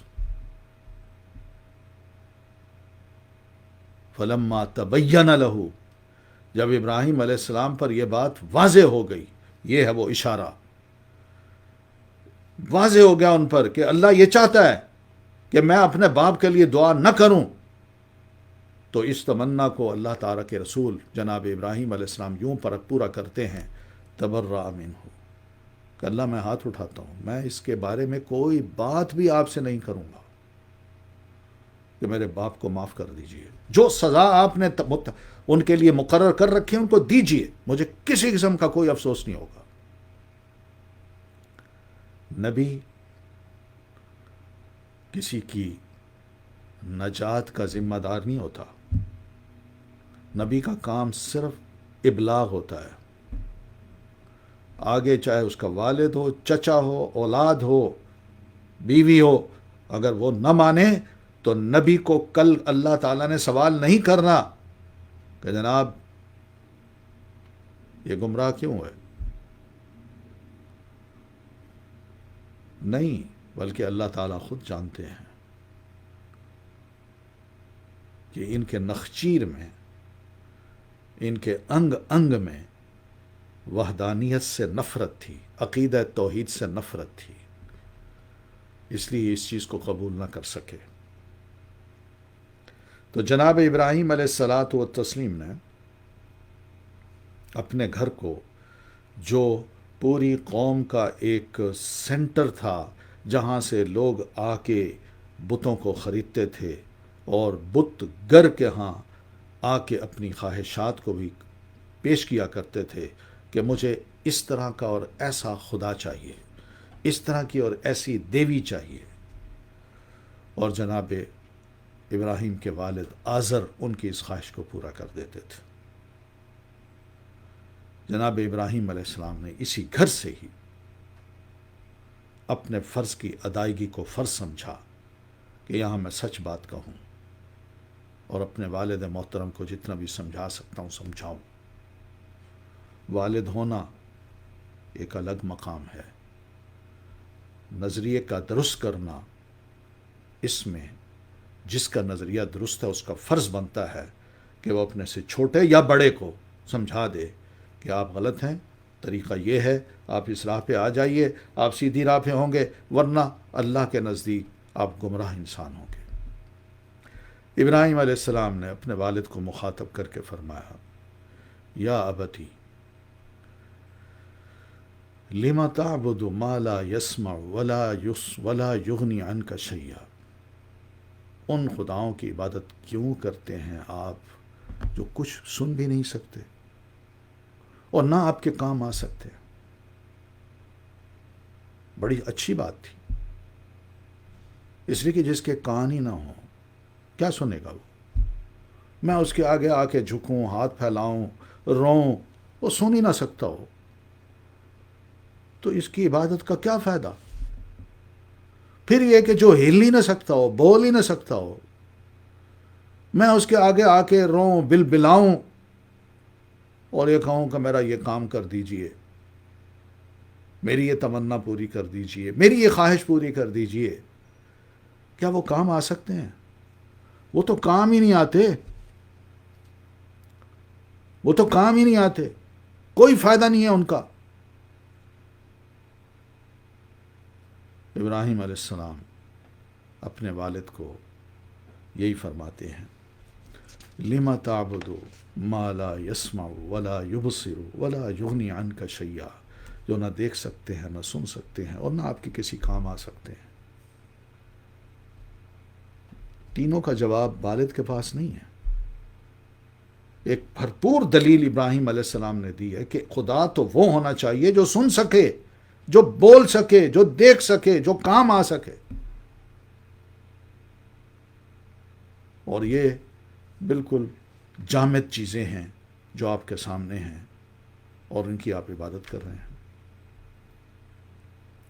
یا ابتی انی قد جاءنی من العلم ما لم یأتک فاتبعنی اہدک صراطا سویا، میرے بابا میں یہ باتیں اپنی طرف سے نہیں کر رہا، یہ وہ علم ہے جو مجھے رب کی طرف سے حاصل ہوا ہے، کوئی میری گھڑت نہیں ہے، میں اپنے آپ کو اتنا دانا بنا کے اپنے آپ کو آپ کے سامنے پیش نہیں کر رہا، بلکہ یہ وہ علم ہے جو وحی کا ہے، وہ میرے پاس آیا ہے، اور یہ علم آپ کے پاس نہیں آیا۔ یعنی میں جس بات کو پیش کر رہا ہوں اور آپ نے جس بات کو اپنایا ہوا ہے، میرے پیش کرنے کی دلیل یہ ہے کہ میرے پاس یہ علم وحی کے ذریعے آیا ہے، اور آپ نے جس کام کو اپنا رکھا ہے اس علم کو آپ بتا نہیں سکتے کہ آپ کا یہ سورس کیا ہے، آپ کے پاس وہ علم ہے ہی نہیں۔ فاتبعنی، لہذا بجان اس معاملے میں آپ مجھے فالو کیجئے، اہدک صراطا سویا، میں آپ کو ایسا سیدھا راستہ بتا دوں گا جو آپ کو ایک اللہ کی عبادت کی طرف لے جائے گا اور ایک اللہ کو اپنا معبود بنا لے گا، یہی سیدھا راستہ ہے۔ ورنہ یہ بے شمار خدا، ان کی عجیب و غریب قسم کی شکلیں، یہ کوئی سیدھا راستہ نہیں ہے۔ ہر شخص کا اپنا اپنا خدا ہو اور ایک نہیں کروڑوں ہوں، یہ کون سی یکسوئی ہے بھائی؟ دنیا کا کوئی آرٹ ہو، فن ہو، کوئی سائنس ہو، میں جب اس کو سیکھتا ہوں تو کم از کم ایک چیز کو لیتا ہوں اور اسی میں ہی آگے بڑھتا چلا جاتا ہوں، تب جا کے یہ کہا جا سکتا ہے کہ یہ اس میں ایکسپرٹ ہے۔ مگر مذہب کے معاملے میں نے خدا کے چناؤ میں، اس کے انتخاب میں بے شمار خدا اکٹھے کر لیے اور لگا میں ان کی پوجا پاٹ کرنے، تو بتائیے میں نے کیا کرنا ہے؟ کون سا آرٹ میرے پاس ہے، کون سا فن میرے پاس ہے، کون سا ایسا گر ہے جس کے بارے میں کہہ سکوں یہاں یہی عبادت ہی درست ہے؟ آپ تو جو چاہیں کرتے جائیں پھر، اور ہر اپنے عمل کو آپ کہہ سکتے ہیں یہ عبادت ہے، مگر دنیاوی علوم کے بارے میں اپنے ہر عمل کو آپ یہ نہیں کہہ سکتے کہ یہ وہ چیز ہے جس میں ایکسپرٹ ہوں۔ یا ابت لا تعبد الشیطان، میرے بابا، یا ابتی الفاظ ہیں، عربی کا ذوق ہونا تو یقین مانیے اس لفظ میں جتنی محبت، جتنی عزت اور جتنی قدر ہے وہ اس سے بڑھ کر کسی اور لفظ میں نہیں ہے. بڑا احترام ہے اس میں، بڑا ادب ہے اس میں. یا ابتی، اے میرے ابا جان، لا تعبد الشیطان، شیطان کی عبادت نہ کریں. آ گئی نا شیطان کی محبت. بندہ یہ سمجھتا ہے کہ اس محبت سے بڑھ کر خالص محبت کسی اور کی ہو ہی نہیں سکتی، اور یہی محبت نجات دہندہ ہے، اور اسی محبت نے کل کو ہمیں کامیاب کرنا ہے. مگر یہ محبت اللہ کی نہیں ہے، یہ خداؤں کی نہیں ہے، یہ شیطان کی ہے. ابا جان، شیطان کی عبادت نہ کیجیے، کیونکہ شیطان نے یہ چاہا تھا نا کہ میں اللہ کی عبادت سے ہٹا کے کسی اور کی میں نے عبادت شروع کروانی ہے. اور آسمان والے کو مانتے ہو لوگو تو عبادت اسی کی کرو. ہم سب جانتے ہیں کہ شیطان اپنی پورے جال کو ہم انسانوں کے دماغوں پر، دلوں پر مسلط کر چکا ہے، اور ہمارے ارد گرد اپنا جال بچھا چکا ہے. اور اس گمراہی میں ہم اتنے آگے چلے جا رہے ہیں کہ ہم نے کبھی الہ واحد کے بارے میں سوچا ہی نہیں کہ ہم کہہ سکیں کہ لا الہ الا اللہ اس کا معنی کیا ہے. یا ابت لا تعبد الشیطان، ابا جان شیطان کی عبادت مت کیجیے. ان الشیطان کان للرحمن عصیا، یقین مانیے شیطان تو اپنے اللہ کا، اپنے رحمان کا نافرمان ہو چکا. اس نے تو قسم اٹھا لی تھی، وَلَأُضِلَّنَّهُمْ، مہلت مانگ کے کہتا ہے اللہ تیری ذات کی قسم، بعزتی کا، تیری عزت کی قسم، میں ان انسانوں کو، اولاد آدم کو میں گمراہ کر کے چھوڑوں گا، تیری عبادت سے ہٹا کے کسی اور کی چوکھٹ پہ ان کو جھکا دوں گا. صرف اللہ کی عبادت کے لیے چوکھٹ جو بنائی گئی ہے وہ قرآن مجید کے مطابق وَأَنَّ الْمَسَاجِدَ لِلَّهِ فَلَا تَدْعُوا مَعَ اللَّهِ أَحَدًا، مسجدیں صرف اور صرف اللہ ہی کی عبادت کے لیے ہوا کرتی ہیں. ان مسجدوں میں اللہ کے علاوہ کسی اور کو مت پکاریے، ان کی عبادت نہ کیجیے.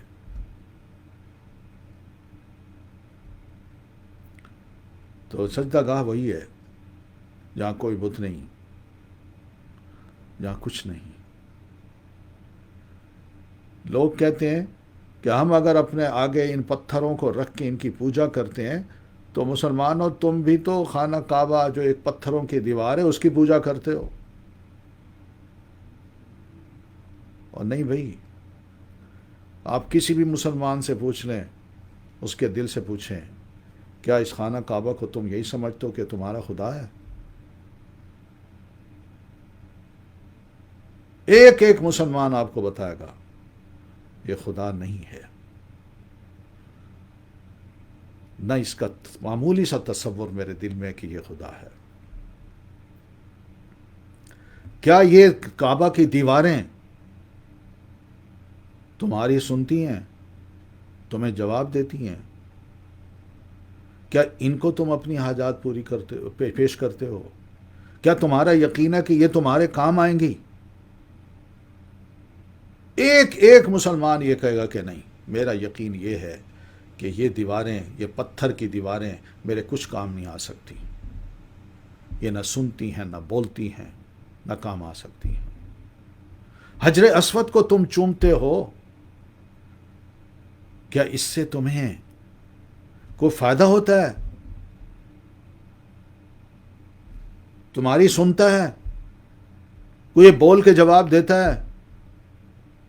ایک ایک مسلمان یہی کہے گا کہ نہیں، یا حجر انکا حجر لا تسمع ولا تضر، اے پتھر سن لے، تو صرف پتھر ہے.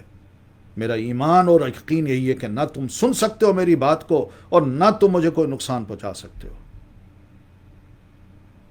تو تمہیں میں کیوں پوچھتا ہوں, تمہیں کیوں پیار کرتا ہوں؟ صرف اس لیے کہ میں نے اللہ کے رسول صلی اللہ علیہ وسلم کو دیکھا ہے کہ وہ تم سے پیار کرتے تھے, اور انہوں نے یہ فرمایا تھا کہ یہ جنت کا ایک پتھر ہے جو اللہ تعالیٰ نے ابراہیم علیہ السلام کو نصیب کیا, اور انہوں نے اس جگہ گاڑا. یہ جب اترا تھا تو یہ سفید تھا, اور جب یہ اس جگہ گاڑ دیا گیا تو انسان آتے گئے, انسان ان کو اس کو پوچھتے, اس کو کس کرتے تھے, اس کو چومتے تھے, اس کی طرف اشارے کرتے تھے. تو یہ پتھر ان انسانوں کے جو گناہ تھے ان کو سک کر لیتا تھا, اور اب بھی وہ سک کرتا ہے.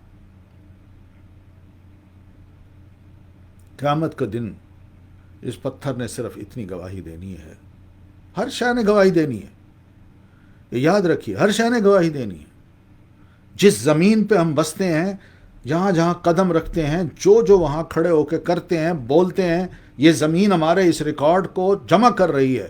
اور اللہ تعالیٰ قرآن میں فرماتے ہیں یومئذ تحدث اخبارها بان ربک اوحی لها, قیامت کے روز یہ زمین بول بول کے بندے کے حالات کو بتائے گی.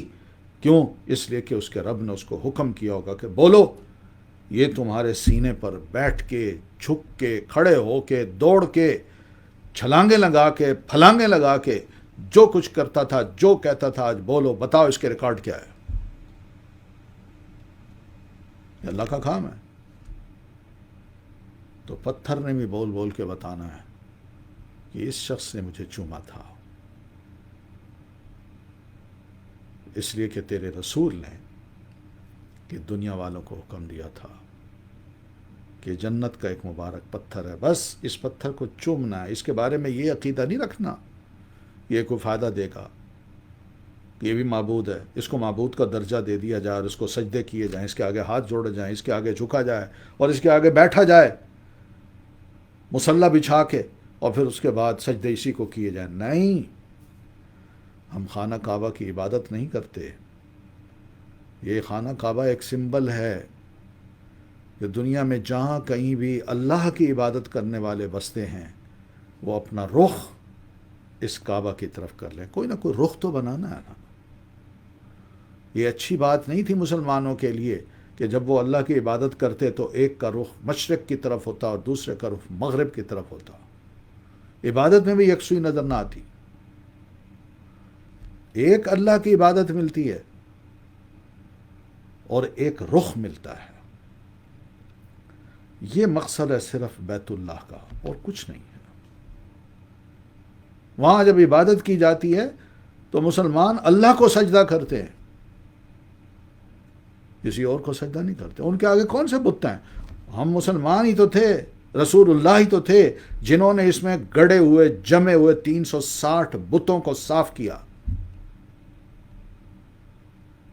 اگر بتوں کی ہم نے عبادت کرنا تھی اسی خانہ کعبہ کی تو وہ بت پڑے رہتے.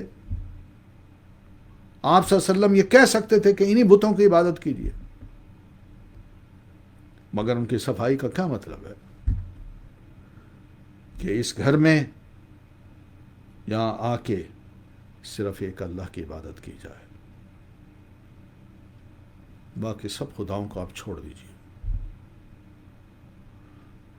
مکہ فتح ہوا تو بلال کو آپ نے, ادھر بت آپ توڑ رہے ہیں, بلال کو فرمایا چھت پہ چڑھ جاؤ اور اذان دو. سبحان اللہ. بلال نے جو اذان دی اس نے مفہوم سمجھا دیا. اللہ اکبر, اللہ اکبر, اللہ اکبر, اللہ اکبر, اشہد ان لا الہ الا اللہ. کیا خوبصورت کلمات ہیں, کیا سما ہوگا کہ جب مکہ فتح ہوا, بتوں کو صاف کر دیا گیا, ان کو مسجد حرام سے نکال دیا گیا, اور ایک اللہ کی پکار, ایک اللہ کی اذان وہاں دی گئی. یہ معمولی بات نہیں ہے لوگوں, ہمیں سمجھنا چاہیے. ہماری زندگی صرف یہ نہیں ہے، ہم نے مر کے دوبارہ بھی اٹھنا ہے، اور جب اٹھیں گے نا تو ان خداؤں کے پاس نہیں جائیں گے، نہ یہ خدا ہمیں نظر آئیں گے، جن کو جیتے جی بھی اگر ہم نے خدا سمجھا ہے، یہ خدا بھی بے بس ہوں گے وہاں، ان کو اپنی پڑی ہوگی۔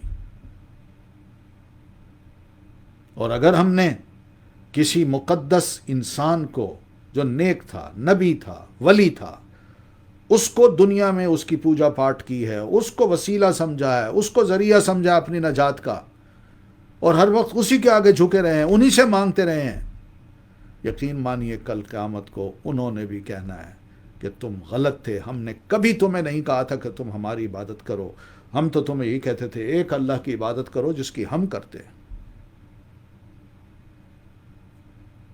یہ سب چیزیں ہیں۔ ابراہیم علیہ الصلاۃ والتسلیم نے اپنی قوم کو یہی باتیں سمجھاتے ہوئے کہا آج تم ان کی پوجا کر رہے ہو، کل قیامت کو یکفر بعضکم بعضا، تم میں ہر ایک ایک دوسرے کا انکار کرے گا اور یہی کہے گا کہ تم غلط تھے، میں نے نہیں کہا تھا، اور دوسرے نے کہنا ہے کہ تم نے کہا تھا اس لیے تو ہم عبادت کرتے ہیں، ہمارے آباء و اجداد نے یہی سبق دیا تھا۔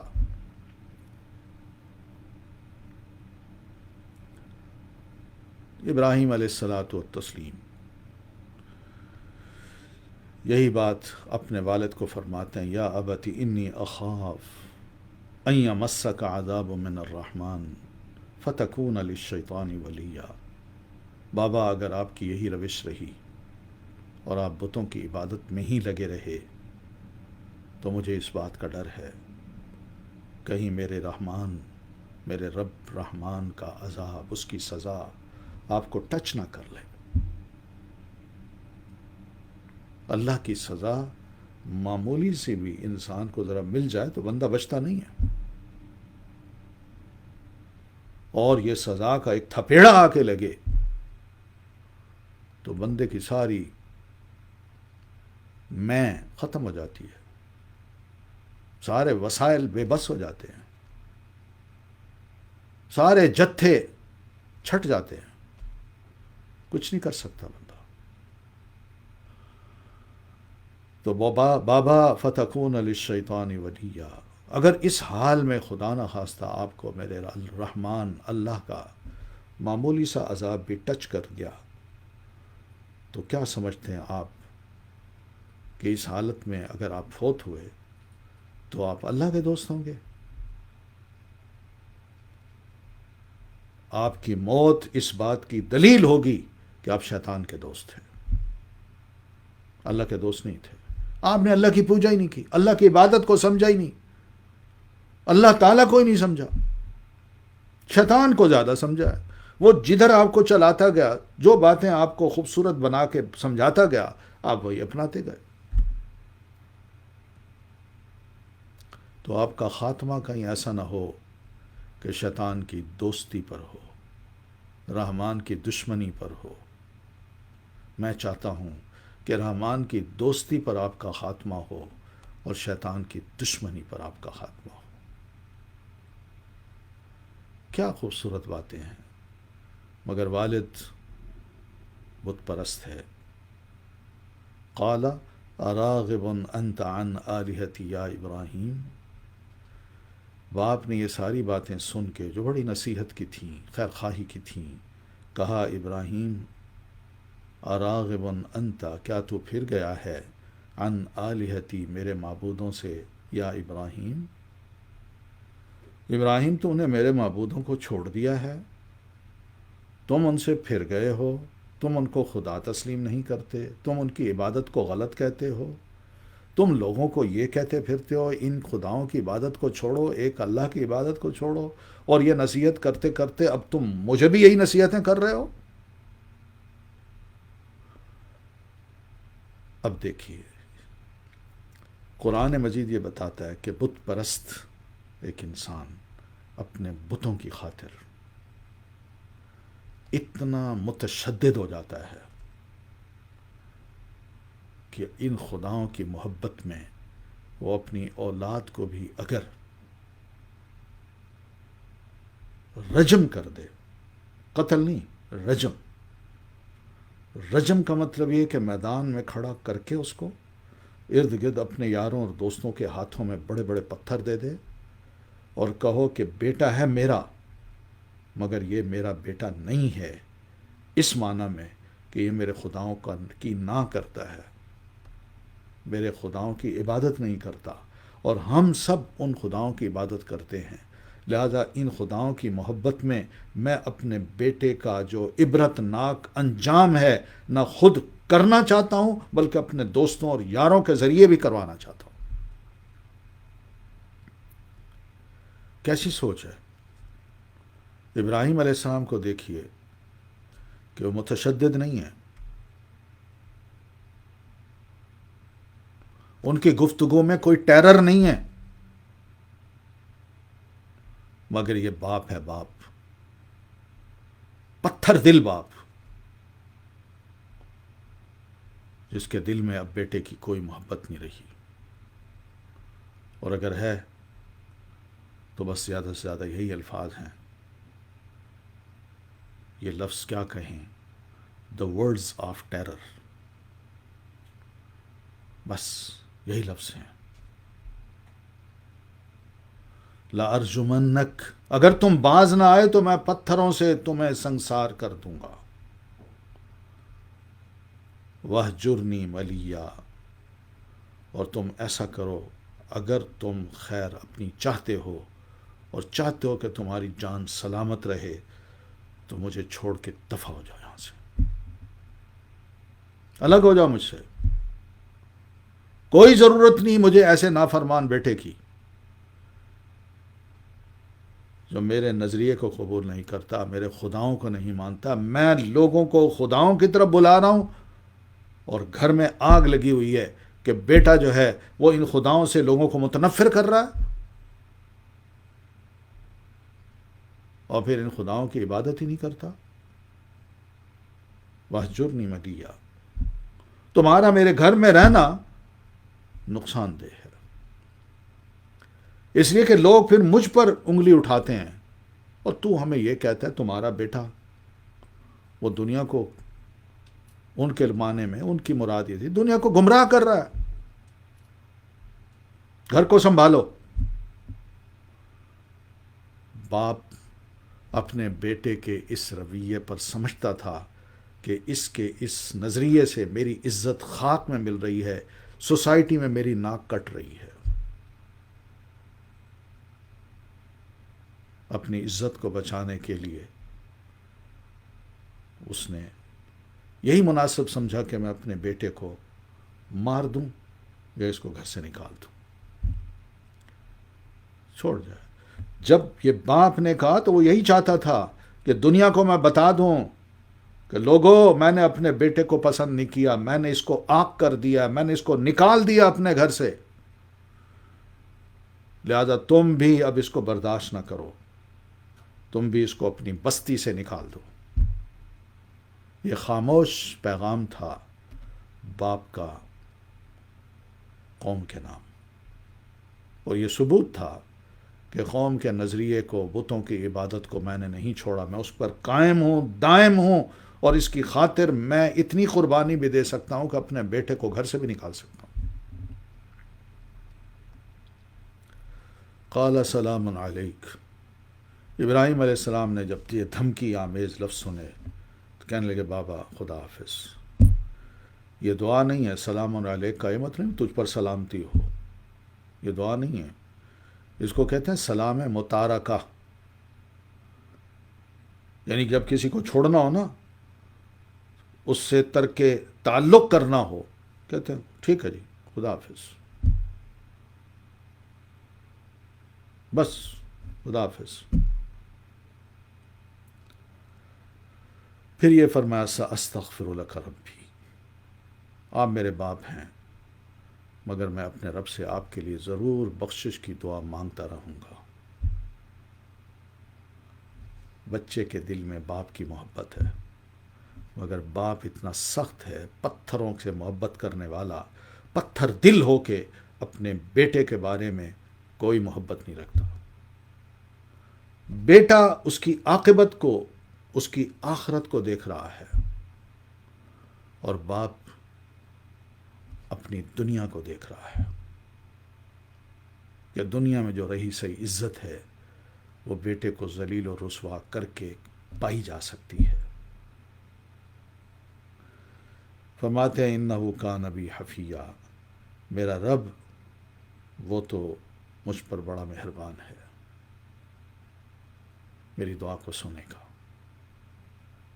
وَأَعْتَزِلُكُمْ، بابا میں نے تم سب کو چھوڑا، وَمَا تَعْبُدُونَ مِن دُونِ اللَّهِ وَمَا تَدْعُونَ مِن دُونِ اللَّهِ، اور اللہ کو چھوڑ کر جن جن خداؤں کو آپ پوجا کرتے ہیں میں ان کو بھی چھوڑ رہا ہوں، آپ کو بھی چھوڑتا ہوں آپ کے کہنے پہ، اور ان خداؤں کو بھی ہمیشہ کے لیے چھوڑتا ہوں جن کی تم عبادت کرتے ہو۔ وَأَدْعُو رَبِّي، اور میں نے اگر عبادت کی تو صرف اور صرف اپنے رب کی کروں گا۔ عَسَىٰ أَلَّا أَكُونَ بِدُعَاءِ رَبِّي شَقِيًّا، مجھے یقین ہے کہ اپنے پروردگار کی عبادت کر کے میں اس کی رحمتوں سے محروم نہیں ہوں گا، وہ مجھ پر خوش ہوگا، مجھ پر مہربان ہوگا۔ سوچئے ابراہیم علیہ الصلاۃ والتسلیم اپنے گھر سے اس کا آغاز کرتے ہیں۔ یہ معمولی دعوت نہیں ہے۔ اسلام کی اس دعوت سے لوگ کیوں چڑھتے ہیں؟ حالانکہ دیکھا جائے تو جس اللہ کی عبادت کے لیے لوگوں کو دعوت دی جاتی ہے ان کے دل تسلیم کرتے ہیں، ہاں بھائی اللہ تو ایک ہی ہے، لیکن درمیان میں جب لوگوں کو بیچ میں اوروں کو جب لے آتے ہیں اور یہی کہتے ہیں یہ ہمارے سفارشی ہوں گے، ہم ان کی پوجا کرتے ہیں اور کل ان کی ہمارے لیے ہوگی، ہماری درخواست ان کو ہوتی ہے اور ان کی درخواست اللہ کو ہوتی ہے، ہم بڑے گناہ گار یہ پہنچے ہوئے، ہم ڈائریکٹ اللہ سے بات نہیں کر سکتے، ہم نے اللہ کو پانا ہے تو ان کے ذریعے سے پائیں گے، ویسے نہیں پا سکتے۔ یہ خیالات سبھی کے ہیں، سبھی کے ہیں۔ آپ دیکھیں قرآن مجید کی سورہ زمر میں اللہ فرماتے ہیں کہ یہ لوگ کہا کرتے ہیں ما نعبدہم، ہم کو ان بتوں کی تھوڑی پوجا کرتے ہیں، الا لیقربونا الی اللہ زلفیٰ، اگر کرتے ہیں تو صرف اس لیے کہ یہ بزرگ پتھر نہیں، ان کے اندر آنے والی روح، جس بزرگ کے نام پر یہ بت بنایا ہے اس بزرگ کی روح وہ اس بت میں آتی ہے۔ ہم جب ان کی عبادت کرتے ہیں تو یہ روحیں ہم سے خوش ہوتی ہیں، اور خوش ہونے کے بعد چونکہ یہ اللہ کے قریب ہوتی ہیں لہذا یہ ہمیں بھی اللہ کے قریب کر دیں گے۔ اور بھائی اس سے شارٹ کٹ اور بھی ہے، یہ تو ہم ان کو بنا لیتے ہیں نا وسیلہ، یہ پھر بھی اللہ تک پہنچنے کا درمیان میں ایک تو ذریعہ ہم نے بنا لیا، اور اللہ کو پانے کے لیے اس سے بھی زیادہ شارٹ کٹ اسلام بتاتا ہے۔ وہ کیا کہتا ہے کہ وَإِذَا سَأَلَكَ عِبَادِي عَنِّي فَإِنِّي قَرِيبٌ، اے اللہ کے ربی جب آپ سے میرے بندے پوچھیں کہ میں کہاں ہوں تو ان کو بتائیے میں قریب ہوں۔ اجیب دعوت الداع، دعا کرنے والا اذا دعان، جب بھی مجھے دعا کرتا ہے، جب بھی مجھے پکارتا ہے میں اس کی دعوت کو، اس کی دعا کو، اس کی پکار کو سنتا ہوں۔ یہ جب بھی کی جو بات ہے یہ کس کے لیے؟ کوئی وقت مقرر نہیں، رات کا وقت ہو، دن کا وقت ہو، جوانی ہو، بڑھاپا ہو، جنگل ہو، گھر ہو، مسجد سے باہر بازار میں ہو، گھر کے اندر ہو، کسی غار میں ہو، اس کو پکاریے۔ اللہ فرماتا ہے میں سنتا ہوں، لیکن کہتے ہیں اذا دعان، جب وہ مجھے پکارتا ہے، مجھے ڈائریکٹ اللہ نے فرمایا اس طرح مجھے پکاریے، میں سنتا ہوں۔ ہم دیکھتے ہیں بڑے بڑے انبیاء ہیں، آدم علیہ السلام سے لے کر نبی علیہ السلام تک، اور یہ خود بھی ڈائریکٹ اللہ کو پکارتے تھے، حالانکہ وہ انبیاء کی اولاد ہیں، ان کے بزرگ آبا و اجداد دیکھا جائے نبی علیہ السلام کے کیا جد امجد ابراہیم علیہ السلام نہیں تھے؟ اسماعیل علیہ السلام نہیں تھے؟ کیا اللہ کے رسول صلی اللہ علیہ وسلم ان کے ذریعے سے اللہ تک پہنچ نہیں سکتے تھے؟ مگر کہیں بھی ذکر ملتا ہے کہ پیارے نبی علیہ الصلاۃ والتسلیم نے اللہ تعالیٰ کو پکارا ہو اور درمیان میں کہا ہو کہ ابراہیم کے وسیلے سے، اسماعیل کے وسیلے سے مولا میں تجھے دعا کرتا ہوں کہ میری دعا قبول فرما۔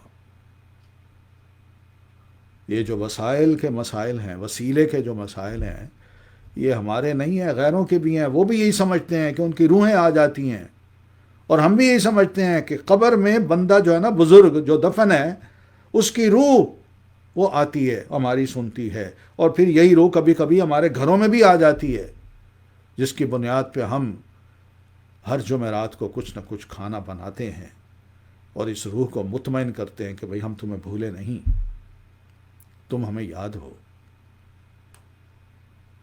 ہم اس کے قائل نہیں ہیں کہ مر گیا مردود نہ فاتح نہ درود، بلکہ ہم سمجھتے ہیں کہ ہر جمعرات کو تم آتے ہو اور آ کے ہمیں دیکھتے ہو، اور تمہیں تسلی ہو جاتی ہے کہ ہم تمہیں بھولے نہیں۔ کھانا، شیرینی اور بڑے بڑے مختلف قسم کی ڈشز جو ہم بناتے ہیں، وہ سارے اس لیے بناتے ہیں تاکہ تم خوش ہو، مگر تم کھا نہیں سکتے اس کو، کھائیں گے ہم۔ اور جب چاہیں گے ہم تمہاری روح کو بلا لیں گے۔ یہ سارے کانسیپٹس کہاں سے آئے ہیں؟ کہاں سے لیے ہیں ہم نے؟ کس نے کہا ہے؟ اور قرآن مجید کو پڑھیے، خدا کے بندو۔ اللہ تعالیٰ فرماتے ہیں بندہ اس دنیا میں جب آیا تھا تو ایسے نہیں آیا، میں نے اس کی روح کو عالم ارواح سے اس کے جسم میں ڈلوایا جب یہ ماں کے پیٹ میں 120 دن کا ہوا، اور اس وقت میں نے لکھوا دیا کہ اس کا عمل کیا ہوگا، اس کا رزق کیا ہوگا، اس کی مدت زندگی کتنی ہوگی، اور کیا یہ واقعی بدبخت ہوگا یا نیک بخت ہوگا، یہ سب کچھ لکھوا دیا ہے۔ اور اسی پروگرام کے تحت بندہ اس دنیا میں آتا ہے، فوت ہو جاتا ہے۔ اب فوت ہونے کے بعد اس کی روح یہاں سے نکل کے ایک اور عالم میں چلی جاتی ہے، اور وہ عالم برزخ ہے۔ پچھلا عالم ارواح تھا، یہ دنیا عالم دنیا ہے، اور جب یہاں سے روح جائے گی تو عالم برزخ میں جائے گی۔ یاد رکھیے، عالم ارواح کی روح جس طرح ہم یہاں لانے پر قادر نہیں ہیں، اور نہ اس روح کے پاس کوئی قدرت ہے کہ وہ عالم ارواح میں، عالم دنیا میں اپنی مرضی سے آ جائے، بے نہیں اسی طرح جب یہاں سے روح عالم برزخ میں جاتی ہے تو اس کے پاس کوئی اختیار نہیں ہے کہ وہ وہاں سے اٹھ کے اس دنیا میں آئے اور سیر کرتی پھرے اور ہمارے گھروں میں آئے۔ دیکھو مذاق ہے، دنیا کے سسٹم کی طرح ہم نے اللہ تعالیٰ کے سسٹم کو سمجھ رکھا ہے کہ روحوں کو جب چاہیں ہم بلا لیں، اور پھر مزے کی بات یہ کہ عالم برزخ سے تو ہم بلا لیتے ہیں، کبھی عالم ارواح سے بھی بلا لیجئے، وہاں سے کیوں نہیں آتی؟ کوئی آ کے مجھے بتائے کہ میں تمہارا پڑپوتا ہوں، میں بڑا ہو کے یہ بن جاؤں گا، میں تمہارے کام آ سکتا ہوں، میں ادھر سے تو نہیں بلاتا، مگر عالم برزخ سے میں بلوا لیتا ہوں۔ کچھ تو سمجھ ہونی چاہیے۔ اللہ تعالیٰ کا ایک نظام ہے۔ عالم دنیا میں آج جو ہے یہ عالم دنیا ہے، اس کو کچھ پتہ نہیں کہ عالم ارواح میں کیسے تھا، کس ماحول میں تھا، اور نہ ہی اس کو یہ پتا تھا کہ میں آئندہ آگے جانے والا ہوں تو کہاں جا رہا ہوں، یہ روح کہاں جائے گی، اس کو کچھ پتہ نہیں۔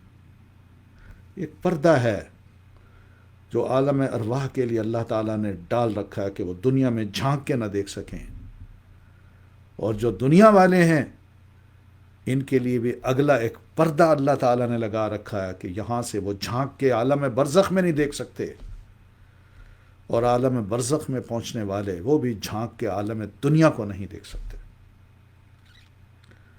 وہ ایک سیدھی سی بات ہے، ہم سمجھیں لا الہ الا اللہ کو۔ اللہ تعالیٰ کے پاس بڑے اختیارات ہیں، وہ قادر مطلق ہے، وہ مالک الملک ہے، وہی رب العالمین ہے۔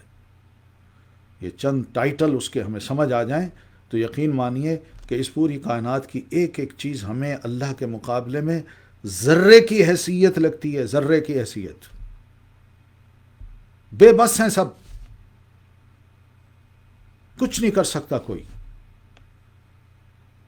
ایک اللہ کو تسلیم کرنا اور اس کی طرف دعوت دینا اللہ تعالیٰ کو بڑا پسند ہے۔